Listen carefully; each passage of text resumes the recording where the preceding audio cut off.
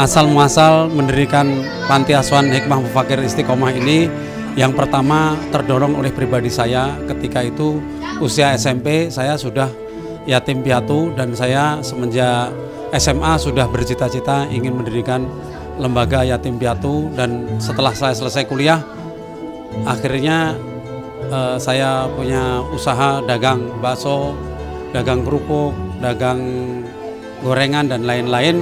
Akhirnya saya punya modal untuk mendirikan yayasan ini, dan dibantu oleh teman-teman aktivis HMI, Himpunan Mahasiswa Islam Bandung, angkatan tahun 90-91. Dari situlah saya mendirikan panti asuhan agar saya bisa membantu saudara-saudara kita, terutama adalah anak-anak yatim piatu yang senasib dengan saya. Yang kedua adalah anak-anak duafa, yang diutamakan adalah lingkungan Pasar Andir, Kelurahan Ciroyom ini.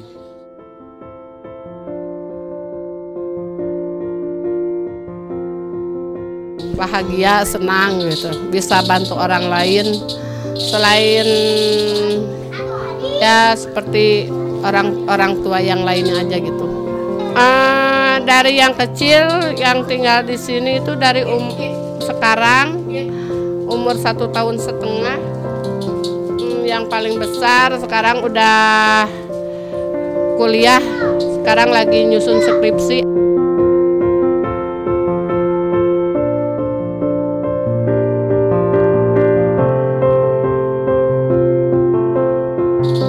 Anak-anak panti ini pertama adalah tahun 2003 itu hanya 4 orang dari Nusa Tenggara Timur, 4-4-nya dari Nusa Tenggara Timur.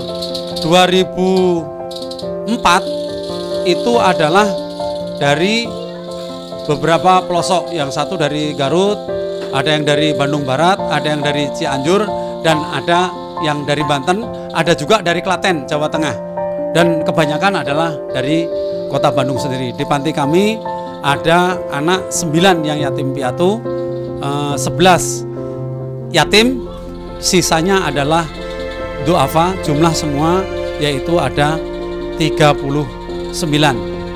Itu anak-anak yang ada di panti asuhan.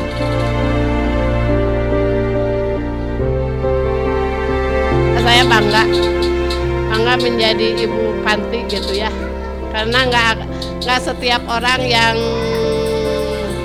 mau jadi ibu-ibu panti, apalagi di panti kan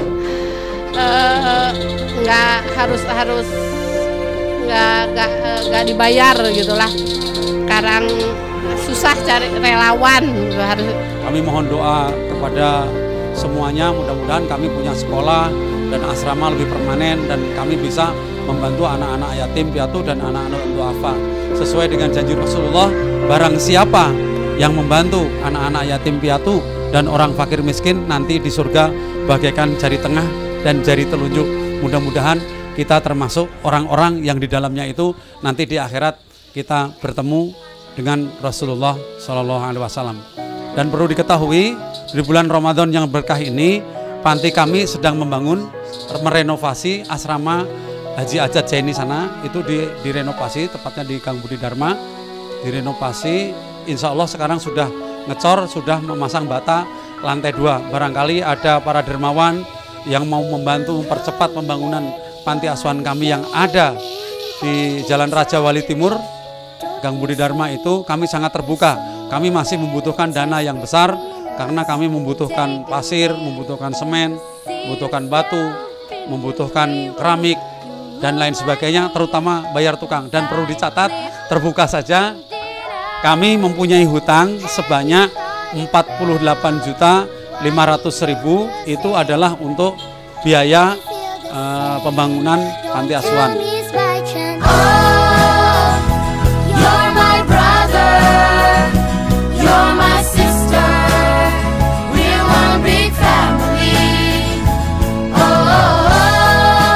Sekarang saya pengen punya sepeda biar senang. TV, alasannya TV yang ada rusak. Pengen punya raket biar bisa main-main aja sama olahraga bareng-bareng sama teman-teman. Sepatu. Buat sekolah. Sepatu. Saya ingin punya roda bakso, ingin lebih banyak lagi cabangnya. Ingin sepeda karena sekarang saya dilatih jualan untuk mendidik saya supaya bisa berwirausaha ke depannya atau disebut berjualan. No matter how far you are, and even if you don't know each other, so you and me and you, we are one. Oh, you're my brother, you're my sister, we will be family. Oh, you're my brother, you're my sister, just one big family. Bismillahirrahmanirrahim. Bapak-bapak, ibu-ibu yang hormati, ini saya ceritakan sebagian anak-anak yang tinggal di asrama sini, asal dari mana dan bagaimana proses mendapatkan anak-anak sekecil ini kok bisa berkumpul di panti asuhan. Ini namanya tongseng, nama waktu diambil dari alun-alun. Orang tuanya sakit, saya bersama bapak polisi yang sedang patroli ngambil anak ini ketika umurnya sekitar 6 bulanan. Bahkan tongseng ini dikasih nama Aldi Jaya. Anak liar ditolong, jangan dianiaya. Waktu datang ke sini lukanya ada 8, Pak. Ada 8 karena suka dibawa pakai kantong kresek oleh ibunya gitu. Nah, ini namanya di sini tongseng karena selama 2 tahun dia suka kejang-kejang, tong disenggol. Jadi dipanggil sama anak-anak tongseng. Jadi panggilannya sekarang adalah tongseng gitu. Nah, ini dari alun-alun, serah terimanya dari Polresta Bandung Tengah oleh Pak Jajuli, diserahkan ke panti asuhan langsung. Waktu datang, anak ini gak doyan susu. Minumnya air kopi, paling kalau enggak ale-ale. Kalau dikasih dot susu, dilempar, dibuang. Tapi sekarang alhamdulillah sudah minum susu, badannya sudah gemuk, sudah ganteng. Ini bapaknya nggak tahu di mana, ibunya juga sekarang nggak tahu kemana, karena waktu itu ibunya sedang sakit. Ini namanya Rina Dibain. Kenapa namanya Dibain? Ditinggal bapak, ibu, dan neneknya. Anak ini waktu dikirim ke sini berat badannya hanya 19 ons. Anak ini sudah sakit, pertama datang langsung dilarikan ke rumah sakit Hermina. Menghabisin uang sekitar 40 lah. Dibantu dengan ini, dengan dokternya, akhirnya panti hanya membayar berapa ya? 23 juta. Jadi sisanya dibantu sama dokter-dokter Hermina. Anak ini anak ajaib, bahkan saya sudah nelpon teman saya Ustadz Nana untuk menggali kuburan, menyiapkan untuk ini. Ternyata alhamdulillah anak ini hidup kembali, sekarang berat badannya sudah hampir 13 kilo. Anak ini lahir pagi, dititipkan sama nggak tahu saudaranya, nggak tahu asli atau siapa. Jam 5 sore, lahir jam 9, jam 5 sore dianterin. Ya masih merah, belum putus ininya. Ya memang baru setengah hari dibawa ke sini. Hampir semua Pak, anak-anak yang kecil-kecil ini bermasalah kesehatan, jadi nggak tahu karena mungkin nggak tahu lah pokoknya gitu. Rata-rata kesini pasti kurang sehat dan dititipin ke rumah sakit gitu. Nisa Nur Hasanah usia 1 hari diantarkan. Ini ibunya masih, bapaknya sudah tidak ada. Bapak Manado, ibu Garut. Anak ini namanya dikasih, yang ngasih nama Umi, dikasih nama Nisa Nur Hasanah. Ya, jadi wanita yang mempunyai cahaya kebaikan, mudah-mudahan jadi anak yang solihah.